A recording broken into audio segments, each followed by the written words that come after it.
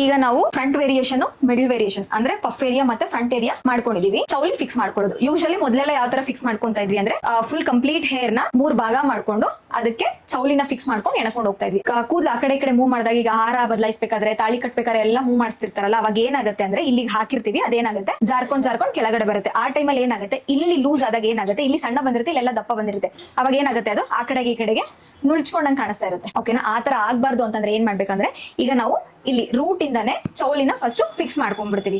ಅದಾದ್ಮೇಲೆ same procedure ಏನ್ ಮಾಡ್ಕೊಂತೀವಿ, 3 ಪಾರ್ಟಿಷನ್ ಆಗಿ ಡಿವೈಡ್ ಮಾಡ್ಕೊಂತೀವಿ. 3 ಪಾರ್ಟಿಷನ್ ಆಗಿ ಡಿವೈಡ್ ಮಾಡ್ಕೊಂಡ್ಮೇಲೆ ಚೌಲಿನಲ್ಲಿ 3 ಪಾರ್ಟಿಷನ್ ಇರುತ್ತಲ್ಲ, ಅದನ್ನು 3 ಪಾರ್ಟಿಷನ್ ಏನಿರುತ್ತೆ ಅದಕ್ಕೆ ಜಾಯಿನ್ ಮಾಡ್ಕೊಂಡು ಜೊತೆಗೆ ಎಣ್ಕೊಂಡು ಹೋಗ್ತೀವಿ. ಮಿಡಲ್ ಅಲ್ಲಿ ಹೇರ್ನ ಈಗ ಏನ್ ಪಫ್ ಏರಿಯಾ ಮಾಡಿದೀವಿ ಇದಿಷ್ಟುದು ಮಿಡಲ್ ಅಲ್ಲಿ ಹೇರ್ನ ತಕ್ಕೊಂಡು ಇಲ್ಲಿ ಇಟ್ಟಿರ್ತೀವಿ. ಅದಾದ್ಮೇಲೆ ಇಲ್ಲಿ ಮಧ್ಯದಲ್ಲಿ ಸ್ವಲ್ಪ ಹೇರ್ ತಗೊಂಡು ಅದಾದ್ಮೇಲೆ ಇದನ್ನ 2 ಲೇಯರ್ ನಿಮಗೆ ಕಂಫರ್ಟಬಲ್ ಆದ್ರೆ 2 ಲೇಯರ್ ತಗೊಳ್ಳಿ, 3 ಲೇಯರ್ ಕಂಫರ್ಟಬಲ್ ಆದ್ರೆ 3 ಲೇಯರ್ ತಗೊಳ್ಳಿ. ಇಲ್ಲಿ ನಾನು ಈಗ 3 ಲೇಯರ್ಸ್ ತಗೋತಾ ಇದ್ದೀನಿ. ಇದನ್ನ ಏನ್ ಮಾಡ್ತಾ ಇದ್ದೀನಿ, ಈಗ ಮಧ್ಯ ಗ್ಯಾಪ್ ಕೊಟ್ಟಿದ್ದಾರೆ ಗೊತ್ತಾ, ಸೊ ಈ ಮಧ್ಯಕ್ಕೆ ಏನ್ ಮಾಡ್ತಾ ಇದ್ದೀನಿ, ಅವ್ರ ಹೇರ್ನ ಫಿಕ್ಸ್ ಮಾಡ್ಕೋತಾ ಇದೀನಿ. ಗೊತ್ತಾಯ್ತಲ್ಲ? ಈಗ ಏನಾಗುತ್ತೆ, ಇದು ಬ್ಯಾಲೆನ್ಸ್ ಮಾಡ್ತಾ ಇದೆ. ಅದಾದ್ಮೇಲೆ ಇದನ್ನ ರೂಟ್ ತನಕ ತಗೊಂಡು ಹೋಗ್ತೀನಿ. ತಗೊಂಡ್ಮೇಲೆ ಇಲ್ಲಿ ಹೋಲ್ಡ್ ಮಾಡ್ಬೇಕು ಟೈಟ್ ಆಗಿ, ಅದು ಕೆಳಗಡೆಗೆ ಅದು ಜಾರದೆ ಇರೋ ತರ ಇಡ್ಕೊಬೇಕು. ಅದಾದ್ಮೇಲೆ ಇಲ್ಲಿ ಎಕ್ಸ್ಟ್ರಾ ಹೇರ್ ಬಿಟ್ಟಿದೀವಲ್ಲ, ಒಳಗಡೆ ತಗೊಂಡಿದೀವಲ್ಲ, ಇದನ್ನ ಟೈಟ್ ಆಗಿ ಎಣ್ಕೊಬೇಕು. ಟೈಟ್ ಆಗಿ ಯಾಕೆ ಎಣ್ಕೊಬೇಕು ಅಂತ ಅಂದ್ರೆ ಇದು ಜಾರ್ಕೊಂಡು ಕೆಳಗಡೆ ಬರಬಾರ್ದು ಅಂತ. ಪೂರಾ ಎಣ್ಕೊಬೇಕು ಅಂತ ಅಲ್ಲ, ಸ್ವಲ್ಪ ನಮ್ಗೆ ಈಗ ಇದು ಗ್ರಿಪ್ ಆಗಿ ಕೂತ್ಕೋಬೇಕಲ್ಲ, ಸೊ ಹಾಗಾಗಿ ಸ್ವಲ್ಪ ಎಣ್ಕೊಳ್ತಾ ಬರ್ಬೇಕು. ಸ್ವಲ್ಪ ಎಣ್ಕೊಂಡು ಇದನ್ನ ಏನ್ ಮಾಡ್ತಾ ಇದೀನಿ, ಈ ರಬ್ಬರ್ ಬ್ಯಾಂಡ್ ನ ಟೈಟ್ ಆಗಿ ಹಾಕೊಂಡು ಲಾಕ್ ಮಾಡ್ಕೊಂತಾ ಇದೀನಿ.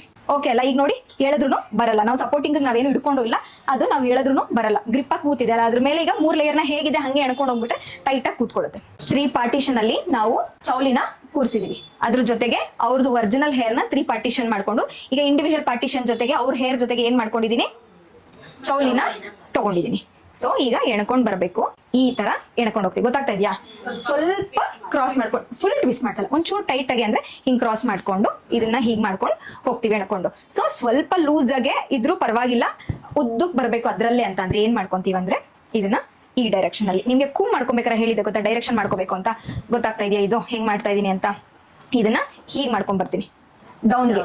ಸೊ ಅದನ್ನ ಏನ್ ಮಾಡ್ಕೊಂತೀನಿ, ಪಕ್ಕಕ್ಕೆ ಸ್ವಲ್ಪ ಟ್ವಿಸ್ಟ್ ಆದಂಗೆ ಎಣ್ಕೊಂಡ್ ಬರ್ತೀನಿ. ಡಿಫ್ರೆನ್ಸ್ ಗೊತ್ತಾಗ್ತಿದ್ಯಾ?